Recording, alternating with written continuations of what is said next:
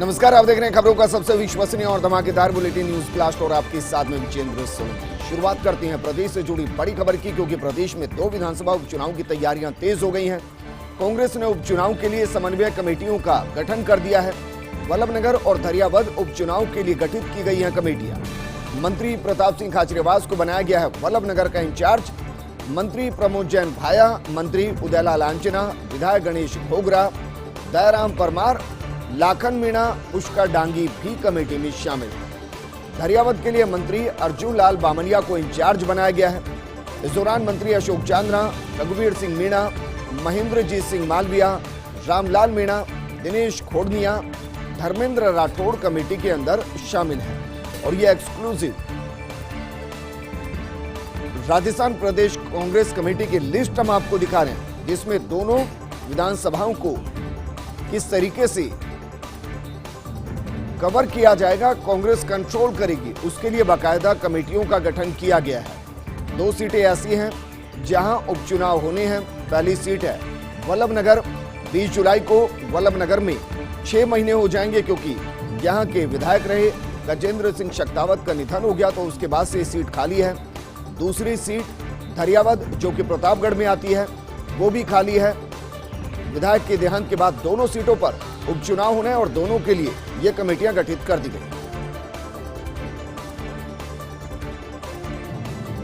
जयपुर में BVG company से 20 करोड़ की घूस मांगने से जुड़ा प्रकरण है। राजाराम गुर्जर और ओमकार स्प्रे को आज कोर्ट में पेश किया गया।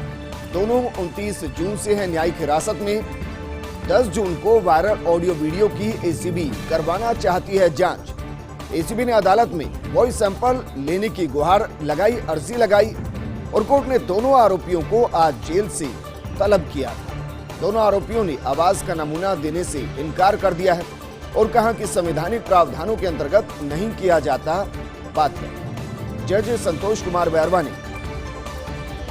एबीवी का प्रार्थना पत्र खारिज कर दिया, यानी कि दोनों से वॉइस सैंपल मांगे गए हैं, लेकिन दोनों ने ही वॉइस सैंपल देने से इनकार कर दिया है। दोनों आरोपियों ने इसके पीछे तर्क दिया और कहा कि संवैधानिक प्रावधानों के अंतर्गत नहीं किया जा सकता बाध्य, यानी कि वॉइस सैंपल देने के लिए बाध्य नहीं किया जा सकता। आपको बता दें कि जज संतोष कुमार बैरवा ने एबीवी का प्रार्थना पत्र खारिज किया है। सवाल इस दौरान यह है कि अगर ये दोनों ही अपने आप को निर्दोष मान रहे हैं, तो फिर वॉइस सैंपल देने में गुरेज क्या है, और अगर वॉइस सैंपल नहीं देते तो क्या ये माना जाए कि दोनों ही उसके अंदर शामिल रही हैं। बहरहाल दोनों ने वॉइस सैंपल देने से इनकार कर दिया है, यानी कि आवाज का नमूना देने से इनकार कर दिया और कहा कि संवैधानिक प्रावधानों के अंतर्गत उनको बाध्य नहीं किया जा सकता। दोनों को ही जेल से ही तलब किया गया था। और अब एसीबी ने जो अदालत में वॉइस सैंपल लेने की अर्जी लगाई है, उसको लेकर इस वक्त की बड़ी खबर हम आपको बता रहे हैं। दोनों आरोपियों ने आवाज का नमूना देने से इनकार कर दिया। जीएसटी चोरी पर अंकुश की नई तैयारी की गई है। दरअसल कर चोरी अथवा फर्जीवाड़ा करने वाले अब होंगे एक क्लिक पर। सीजीएसटी और डीजीजीआई और राज्य सरकार की एजेंसियों को भी सूचनाएं साझा करनी होगी। महानिदेशक विश्लेषण और जोखिम प्रबंधन कार्यालय तैयारी कर रहा है। दिल्ली में सीबीआईसी के अधीन है डीजीएआरएम का कार्यालय, और जीएसटी भुगतान और आईटीसी समायोजन की भी सूचनाएं साझा होंगी।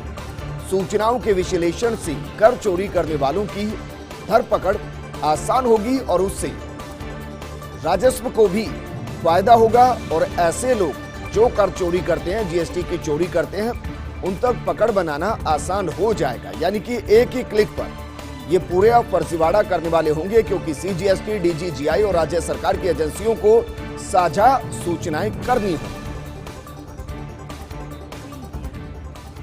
आगे बढ़ते हैं। सुप्रीम कोर्ट में यूपीएससी परीक्षा से संबंधित केस के अंदर सुनवाई हुई। बड़ी राहत प्रदान कर अभ्यर्थियों को साक्षात्कार यानी कि इंटरव्यू के लिए अनुमति दी गई है। जिन्होंने यूपीएससी पूर्व और मुख्य परीक्षा पास कर ली थी, लेकिन उनका परिणाम यूपीएससी द्वारा स्थगित कर दिया गया था, जिसके कारण उन्हें नहीं बुलाया गया था अंतिम साक्षात्कार के लिए, क्योंकि अपनी अंतिम वर्ष की डिग्री कोरोना के कारण समय पर यूपीएससी को उपलब्ध नहीं करवा पाए।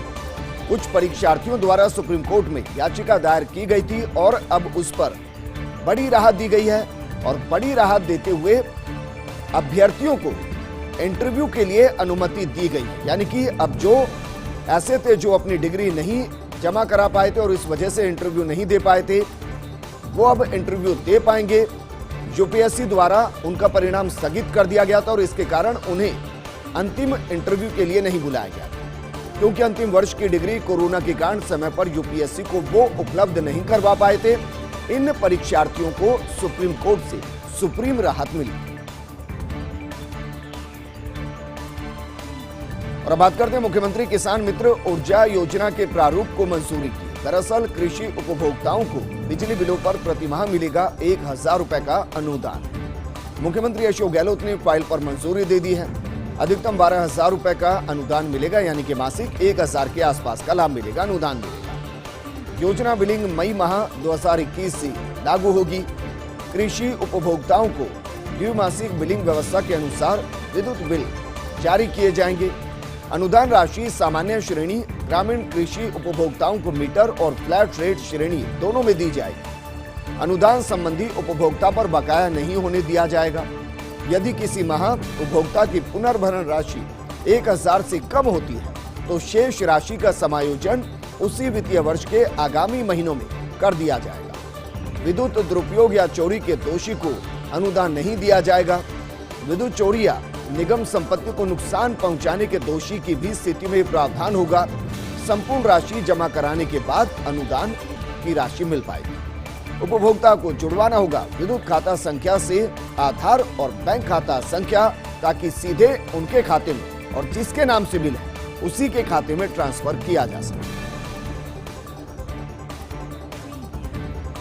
जयपुर में centre of excellence for revenue research and analysis को मंजूरी दी गई है। मुख्यमंत्री अशोक गहलोत ने 62 करोड़ रुपए की मंजूरी की प्रदान की है।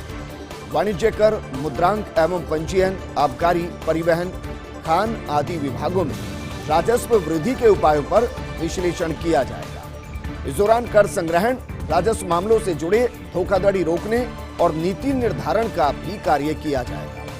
इसी भवन में राज्य राजस्व आसूचना निदेशालय का भी कार्यालय बनाया जाएगा और ये बड़ा फैसला एक तरीके से जिसको मुख्यमंत्री अशोक गहलोत ने मंजूरी दी।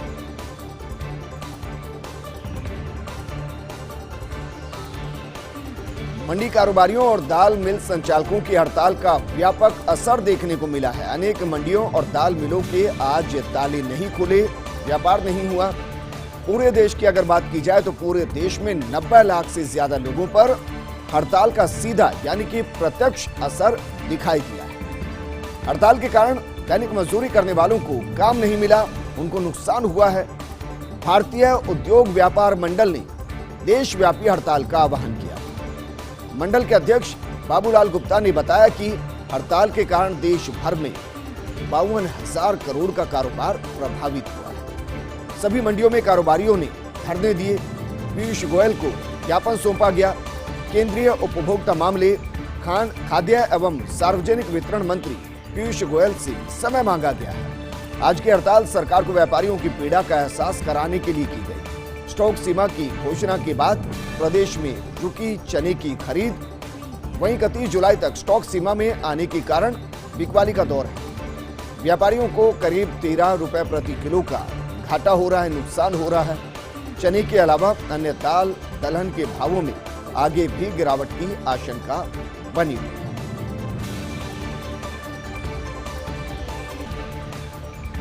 राज्य कर्मचारियों के लिए गहलोत सरकार का एक और मास्टर स्ट्रोक देखा गया। दरअसल केंद्र के बढ़े डीए के आदेश के बाद उसी दिन इसे लागू करने का निर्णय लिया गया।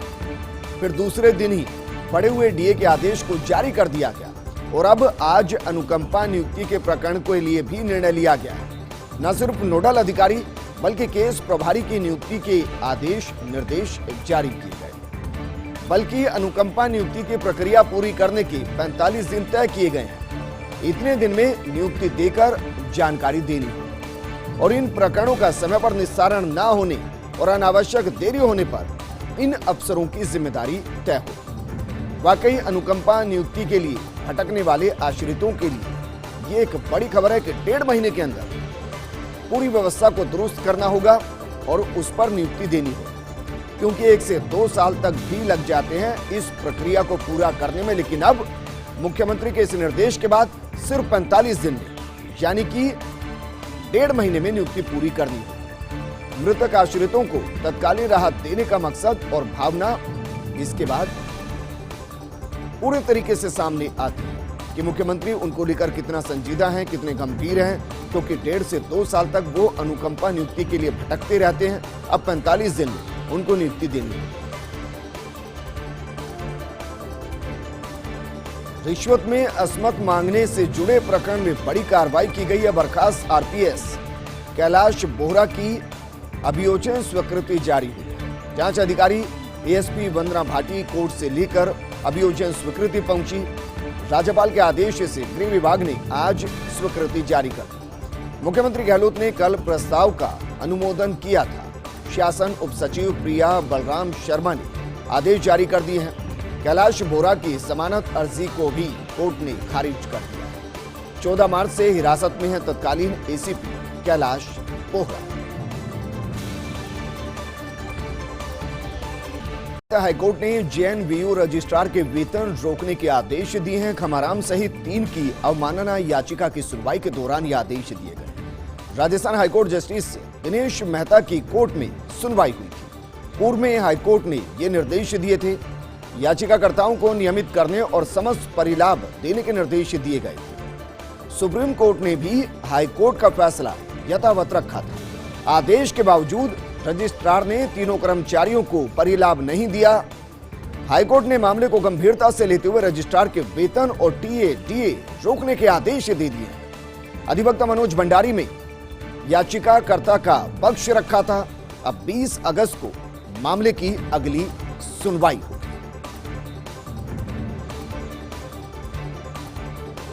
अगले माह होगा ज्वेलर्स एसोसिएशन के ज्वेलरी शो जस का आयोजन। फर्स्ट इंडिया न्यूज की खबर पर लगी मोहर। 22 जून को फर्स्ट इंडिया न्यूज ने दी थी अगस्त में जस शो के आयोजन की खबर। 18 से 20 अगस्त के दौरान होगा जस सीतापुरा औद्योगिक क्षेत्र स्थित जेईसीसी पर ही जेएस का आयोजन होगा। जस शो का आयोजन होगा। ज्वेलर्स एसोसिएशन के अध्यक्ष राम शरण गुप्ता ने कहा कि प्रीमियम B2B होगा जस शो का स्वरूप।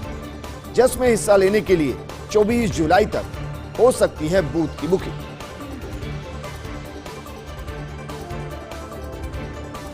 उपचुनाव की तैयारियों में जुटी बीजेपी और कांग्रेस। मेवाड़ की वल्लभनगर और धरियावाद सीट पर होना है उपचुनाव।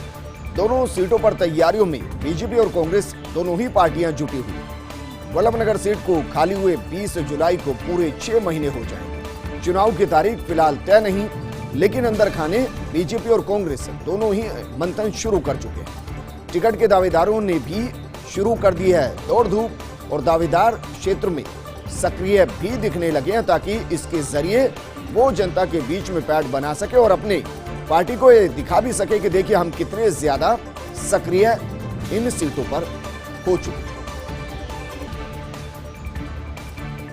केंद्र ने राज्यों को जारी किए एक मुश्त 75,000 करोड़ रुपए। राजस्थान को मिले 3,428 करोड़ रुपए। जीएसटी क्षतिपूर्ति के बदले बैक टू बैक लोन के आधार पर यह राशि दी गई है। वित्तीय वर्ष की दूसरी छमाही में और मिलेगी इतनी ही राशि। जीएसटी काउंसिल ने राज्यों के साथ बनी थी सहमति। कोविड के मुकाबले और बुनियादी विकास कार्यों पर होगा खर्च। सामान्य जीएसटी अनुदान से अतिरिक्त ये राशि है, यानी कि जो सामान्य जीएसटी अनुदान राज्य सरकार को दिया जाता है उससे अतिरिक्त ये राशि है जो 75,000 करोड़ है, जो केंद्र की तरफ से राज्यों को दी गई। मंत्रिमंडल विस्तार में दिखा यूपी चुनाव पर फोकस। केंद्र ने यादव समाज की 4 मंत्री बनाकर दिया मैसेज। यूपी चुनाव में यादव समाज के 4 मंत्री बनाने का प्रचार। नित्यानंद राय, इंद्रजीत सिंह, भूपेंद्र यादव, अन्नपूर्णा देवी केंद्र में मंत्री। सबसे ज्यादा ओबीसी, दलित, एसटी मंत्री बनाने का भी प्रचार प्रसार किया गया। उत्तर प्रदेश में सबसे ज्यादा 7 मंत्री बनाए जो पिछड़े या दलित वर्ग से हैं और बीजेपी नेतृत्व का एक तीर से कई निशाने साधने का प्रयास भी इसके जरिए किया गया है। मंत्रिमंडल का लगातार विश्लेषण हो रहा है और अब यह विश्लेषण बताता है कि मंत्रिमंडल के विस्तार के दौरान यूपी को न सिर्फ तवज्जो दी गई, 15 मंत्री दी गए हैं यूपी, इसके साथ साथ कास्ट पॉलिटिक्स को भी साधने की कोशिश की। स्वतंत्रता दिवस से पहले दिल्ली में अलर्ट है। 16 अगस्त तक ड्रोन जैसी हवाई वस्तुओं की उड़ानों पर पाबंदी है। ड्रोन, पैराग्लाइडर और इसके साथ हॉट एयर बैलून जैसी हवाई वस्तुओं की उड़ानों पर रोक है। दिल्ली पुलिस कमिश्नर बालाजी श्रीवास्तव ने आदेश निकाले और इन पर रोक लगा दी। आदेश 16 अगस्त तक 32 दिनों की अवधि के लिए सुरक्षा कारणों से लागू होगा। स्वतंत्रता दिवस पर आम जनता, गणमान्य व्यक्तियों की सुरक्षा के लिए खतरा। जम्मू कश्मीर में एयरफोर्स स्टेशन में ड्रोन से बम गिराए जाने के बाद ये अलर्ट जारी किया गया है। स्वतंत्रता दिवस समारोह को देखते हुए दिल्ली को अलर्ट किया गया है। स्वतंत्रता दिवस तक सुरक्षा एजेंसियां भी अलर्ट मोड पर रहेंगी और आप ड्रोन उड़ा नहीं पाएंगे, हॉट एयर बैलून नहीं उड़ा पाएंगे, पैराग्लाइड भी नहीं कर पाएंगे। इस पर पाबंदी लगा दी।